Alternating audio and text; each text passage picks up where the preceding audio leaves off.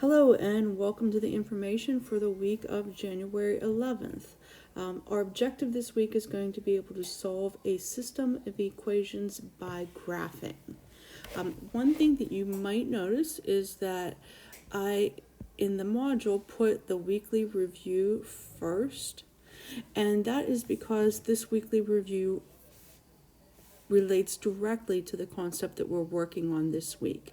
So this weekly review video will go back and talk to you about being able to graph from slope-intercept form, about vertical lines, and about horizontal lines. So it'll review all the different types of graphing that we will need to be able to use during this week's lessons as we start to look at systems of equations. So I'm suggesting that you actually do the weekly review first so that you get a good review of practicing how to graph lines. You will need some graph paper, and if you don't have any, that's no big deal. In our algebra notebook, if you flip to the back, I put in several pages of just blank coordinate planes that you can use anytime that you need to graph something. So there are some blank graphs there. You can always print some off offline if you wanted to. And next thing then in our module is starting into the lessons for the week. So we have some videos and notes. This one you will need your algebra notebook for. You can see that when I use the algebra notebook, how I put it in here is that it tells you what page you're going to be on. You'll notice that for each section there's probably way more notes and examples in there that we'll use, and that's just really, I wanted to put more in there in case we needed more practice or more examples for any one section. So there will be times that we skip a few pages when we go to the next section. Don't worry about that at all. So you can see that you'll be doing 3 pages of notes, and that I've linked in the video times in there also. So we have an 11-minute video, an 11-minute, and 5. Remember that this should be active note-taking time, just as if you were in class running through some examples. Want to avoid that I just watched it and it made sense to me, because a lot of times then when we go to try something on our own, we struggle a little bit with it. Okay, some people actually prefer to watch the videos and then do the work on their own, and if they need to check, go back in the video and check, just as long as you're practicing those problems and not just watching. We have 2 formative assessments this week, and so remember that the formative ones are the ones that we practice on, that we can try multiple times. They're kind of like our classwork or our homework.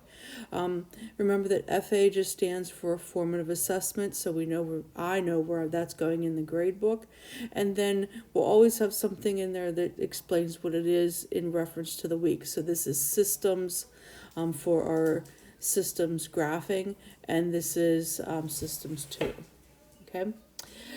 Remember that you can practice these, go back through if you want to.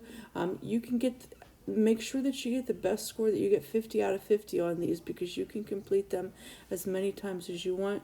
You can also, if you are struggling on something, write down a question and then bring it to the Zoom session, and we can work either through that problem or a problem that's similar to help you.